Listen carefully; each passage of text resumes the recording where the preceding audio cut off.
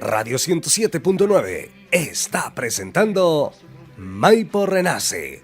Y volvemos a nuestro bloque Contingencia Local. Les cuento a nuestros auditores y televidentes de YouTube que estamos ubicados en la calle Purísima, a un costado de la parroquia de Maipo, y estamos enfocando las casas que fueron restauradas después del terremoto del 27 de febrero.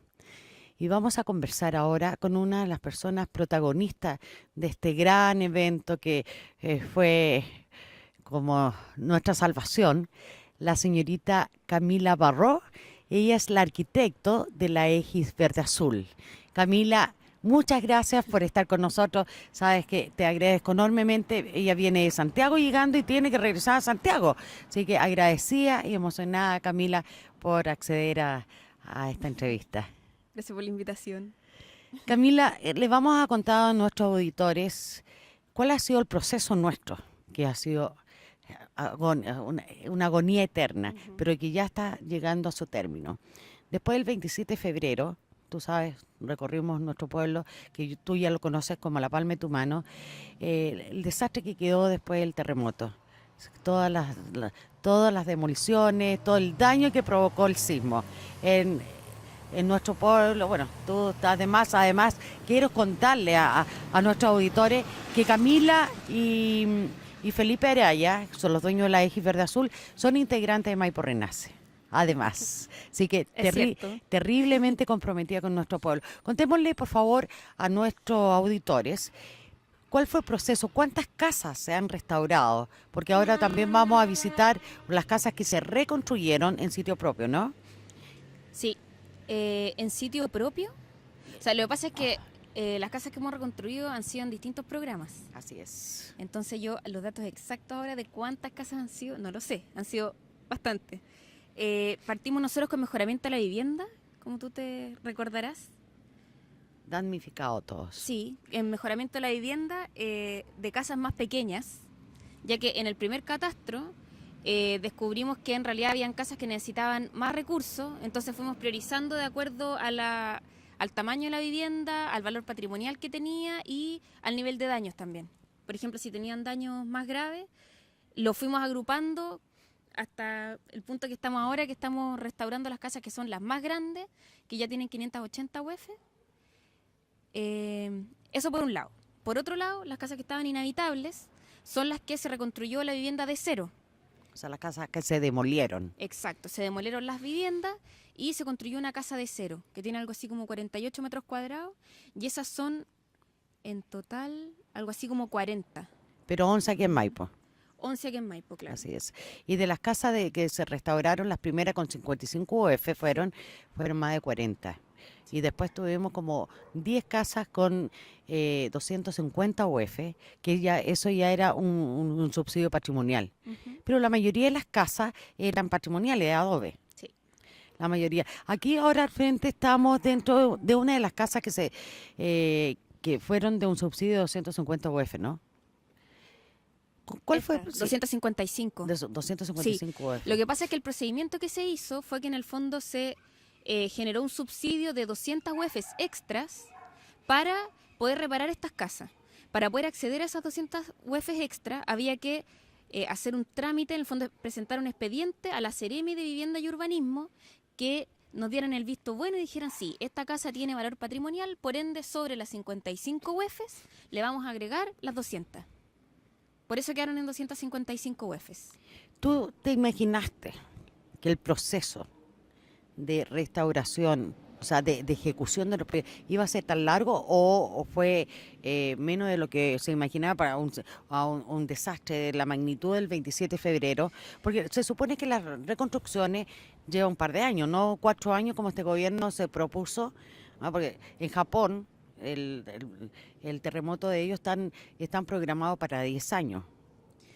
Claro, lo que pasa es que de partida el gobierno actual el tiempo que tiró muy corto. Fue muy corto, absolutamente, por un lado. Pero algo que podría sí haber hecho los tiempos más cortos, o sea, podría haber hecho el proceso más rápido, es que tuviéramos algún tipo de plan de contingencia o algún tipo de normativa que nos permitiera funcionar cuando suceden estas catástrofes. Porque ¿qué es lo que pasó? El gobierno tuvo que llegar, aparte que recién electo, tuvo que llegar y adaptar los programas de vivienda que ya existían, no para catástrofes, sino para una Construcción normal. situación normal, y a eso agregarle subsidios, sacarle ciertas exigencias que en realidad no aplicaban para terremotos, o que eran demasiadas y que enlentecían el proceso. Entonces, en el fondo, podrían apurarse los procesos si se hiciera una normativa o una legislación que permitiera funcionar de otra manera, o sea, programas especiales para reconstrucción. Camila, Que, por ejemplo, considerara normas de adobe, porque no teníamos ni siquiera norma para poder funcionar. Entonces, lo que nosotros hacemos ahora es que decimos que es una estructura de acero rellena en adobe, no que la estructura es de adobe, por ejemplo. no existen las normativas. Exacto. Y por ende no estaban incluidas en los subsidios, Exacto. porque se supone que todo subsidio tiene que tener normativas de todos los materiales. Camila, todos los trabajos que tú has hecho en la comuna, porque también en Buin, en la Manuel Plaza, en los Copahue, Manuel Rodríguez, además en Paine también ustedes están, en Pirque, en San José de Maipo, Puente Alto. O sea, y tengo entendido que Rancagua también y un poquito más allá. Ahí son poquitas. ¿Todo es patrimonial en adobe? La mayoría. Lo que pasa es que depende, porque, por ejemplo, o sea, hay que entender que los sistemas constructivos van transformándose a lo largo del tiempo. Entonces hay casas, por ejemplo, que son enteras de adobe, como por ejemplo esta casa que está acá, que es de albañilería en adobe, que en el fondo la estructura es el adobe, pero hay otras partes donde se han ido incorporando otros sistemas constructivos, como por ejemplo fachadas de hormigón, ¿ya? O que la pura fachada es de adobe y las otras son de quincha, o sea, con estructura de madera. Entonces, en realidad, lo que hemos tenido que entrar a descubrir qué es lo que le pasa a cada casa y repararla de acuerdo. Hacer una radiografía. Exacto. Y ver. ¿Cómo se está estructurando esta casa? ¿Dónde falló? ¿Por qué falló? Y ahí se interviene eso. O sea, lo que más se ha intervenido en realidad es estructura, es entender cómo es el funcionamiento sísmico de esa vivienda y cómo nosotros podemos ayudarla a que funcione mejor y que no vuelva a fallar donde falló en el terremoto del 2010. Tu pasión es el adobe. Le vamos a contar a nuestros auditores que Camila el año pasado fue designada entre los 100 profesionales más jóvenes del país y ella salió designada en la parte patrimonial de adobe. Sí, es verdad. O sea, la pasión es tuya, es el adobe.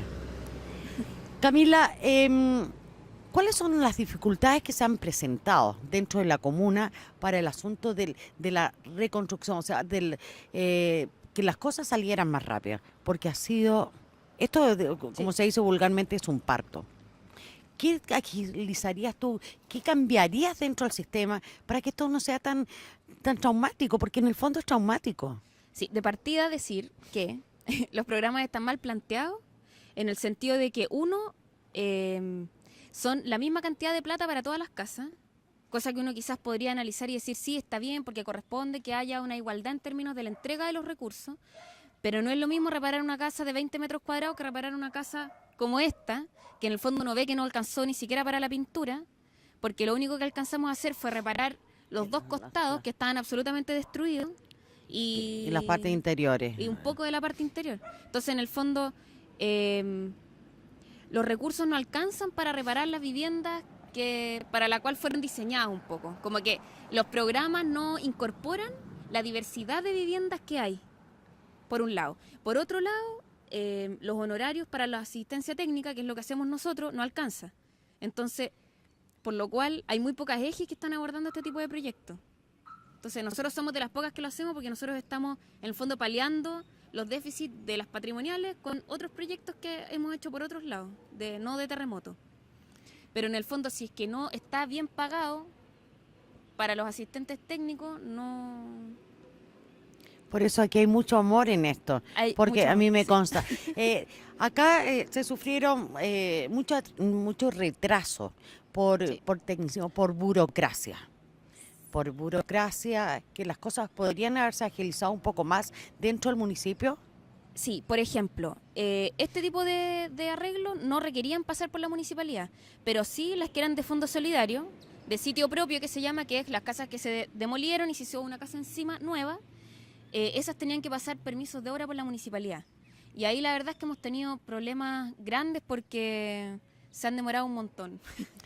Mira, Camilita, vamos a ir a un tema musical y volvemos para que conversemos referente a lo que ha costado, ¿ah? Para que los damnificados puedan vivir en sus casas. Volvemos en forma inmediata después de un tema musical. Radio 107.9 está presentando Maipo Renace.